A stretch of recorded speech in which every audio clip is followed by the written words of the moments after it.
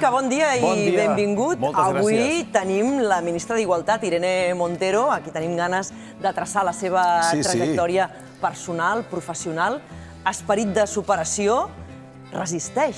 La ministra resisteix, eh? Resisteix i de quina manera, perquè això de la llei trans és un abans i un després. Es va aprovar ahir, efectivament. Situa l'estat espanyol en el 7è, després de Dinamarca i Grècia, països com Colòmbia també i Brasil, amb una llei que és molt trencadora, però que és degut, com sempre, a uns fets biogràfics que per mi marquen una personalitat que va a totes.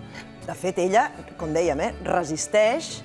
En el seu cas, el seu marit, per exemple, va decidir en un moment donat dir, doncs, faig una aturada, deixo la política i em dedico a donar classes, a altres coses. Això ella no ho farà mai. Ella no ho farà mai? Mai. Doncs aquí queda fet el pronòstic, però anem a la biografia. I ho demostra, bé, és un pronòstic basat en els seus biogràfics. Queda enregistrat. Grava, posa el rec play i grava perquè la personalitat indica que aquest fet combatiu té explicacions molt concretes a la seva biografia. Si et sembla, comencem. Molt bé, sí. Mira, aquest és el seu pare, aquest és un senyor important a la vida de la Irene Montero pel simple fet que la marca molt en un sentit progressista de veure la vida. Aquest senyor, el Clemente Montero, és mosso de mudança, és una persona molt treballadora, va morir el 2018, està casat amb l'Adoración Gil, i tenen una filla única, que és la Irene, a la qual decideixen educar de la manera més compromesa, amb un sentit social molt ampli, i la forma que tenen de fer-ho és matricular-la al col·legi El Siglo XXI. El Siglo XXI és un col·legi molt especial. Com t'ho explicaria, això? Podries fer la comparativa amb alguna escola catalana perquè entengués una mica la... Aquesta escola va ser fundada per en Celestin Freinet. Hi hauria la comparativa amb en Ferrer i Guàrdia. D'acord, sí. Català, és una escola progressista, cooperativista, anticapitalista, és una escola que busca el debat a classe, és una escola que evita els llibres de text, evita entrar al sistema preestablert i és creada, sobretot... És a dir, molt moderna pel seu temps. Molt avançada pel seu temps. Molt avançada. Neix als anys 60, en ple franquisme, aquí a Espanya. A França va tenir una entrada molt important i té el seu nexe d'unió amb l'Escola Siglo XXI de Madrid. És un fet importantíssim. Per què? Perquè, com veurem, els pares la matriculen aquí, són persones treballadores, formen part de l'Espanya vaciada, perquè venen d'un poble d'Àvila, van cap a Madrid i decideixen, sobretot, fer això que t'ensenyaré ara. Cliquem al play. Matriculen la nena a l'escola fundada per aquest senyor, en Celestin Freinet. És un personatge important en aquest sentit educatiu que t'explico. Per què? Aquí els llibres a classe no entraven si no era totalment necessari. Els temes a debat de la pròpia escola s'obren a la classe. És a dir, que la Irene de petitona ja a classe debatia sobre coses. Amb assemblees. Assemblees. Si no hi ha una assemblea que a classe discuteixi per què l'hora del pati és tan curta i la volem d'una hora... Assemblea. Assemblea dels nens i els nens ho decideixen. Aquest és en Celestin Freinet, lluny del patró eclesiàstic que marca el sistema educatiu de moltes escoles arreu del món, i aquest és el to, i sobretot un fet molt important pel personatge, que és que disfruta.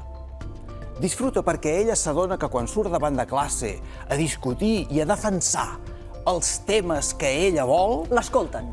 A la força, perquè no calla. Això és important, perquè l'ensenyen a parlar, li ensenyen a mantenir un discurs molt concret i a no deixar-lo mai. A ser perseverant, aquesta tenacitat forma part també d'aquesta filosofia de l'escola. D'una filosofia de l'escola. Laica, hi ha tots uns elements importants per entendre molt bé el personatge i el que succeirà després i el que ens ha passat aquesta nit, que és aquesta llei trans, que és un trencament absolut, però que, quan fa molt temps que hi treballes i hi creus, l'advoques absolutament. El batxillerat l'acaba a l'escola, al Col·legi Montserrat, també laica, de Madrid, i hi ha un altre fet important, que és que el 2003, amb 15 anyets, adolescent, s'apunta a les Juventudes Comunistes espanyoles a Madrid i entra, per tant, en un partit polític comunista, purament... De molt jove, és a dir, ja d'una nena adolescent, des dels 15 anys, just després de sortir d'aquest moment educatiu i es converteix, cliquem al play, ja sí amb un personatge... I amb la samarreta ho diu tot. Amb un activista.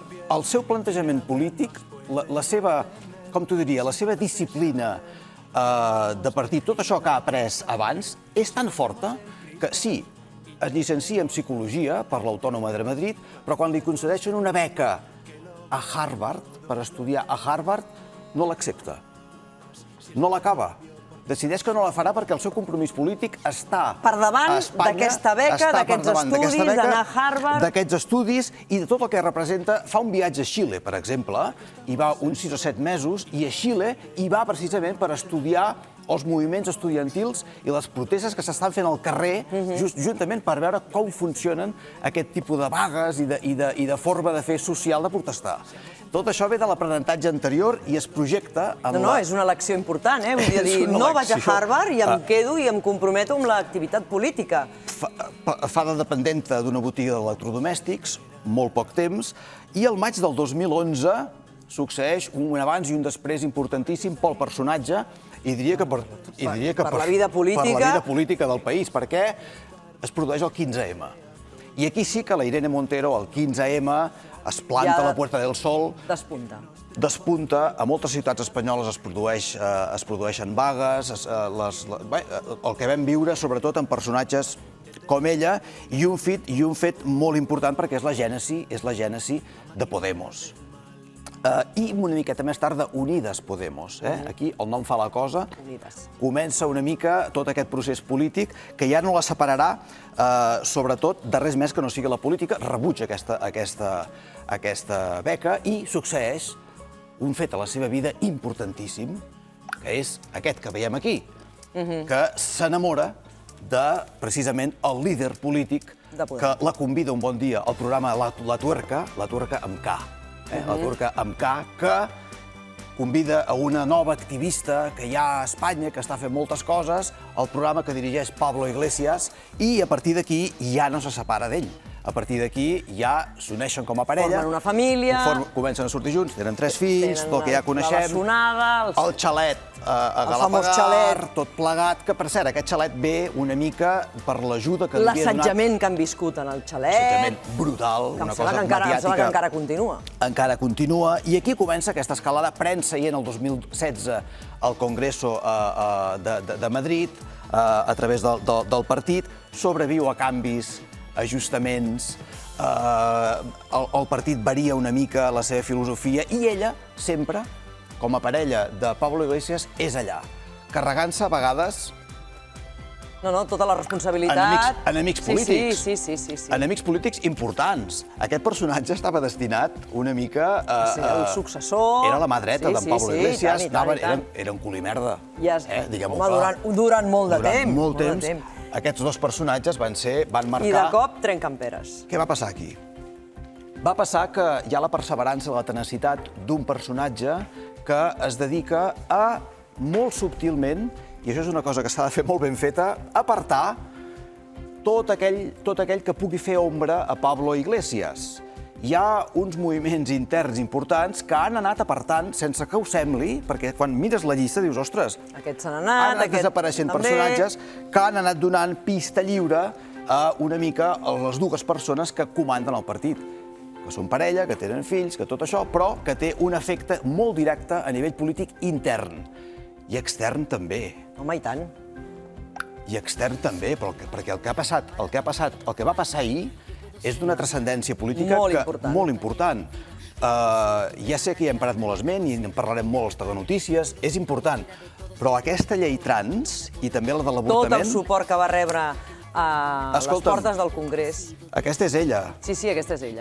I el que ha succeït és equipara Espanya i, per tant, Catalunya en el rànquing mundial de països que han aconseguit signar una llei molt complicada que al capdavant del Ministeri d'Igualtat, la Irene Montero ha lograt, per exemple, coses tan increïbles com que als 16 anys puguis decidir, accedir, puguis canviar el teu nom de masculí a femení, si et dóna la gana, davant del registre civil, sense necessitat de cap informe mèdic que digui que tu estàs malalt. Perquè a partir d'ara...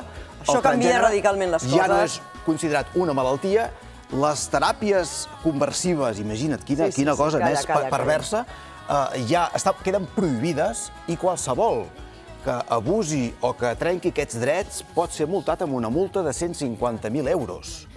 Per tant, es tracta d'una llei que s'aconsegueix un cop més gràcies a tot un procés biogràfic que té unes conseqüències molt clares.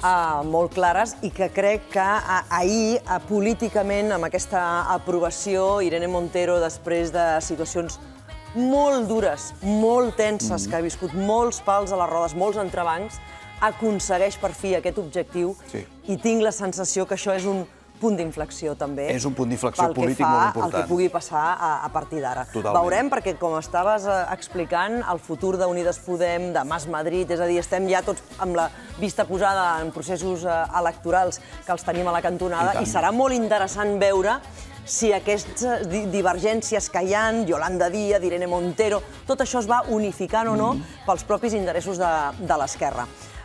Genís Cinca, moltíssimes gràcies, bon cap de setmana.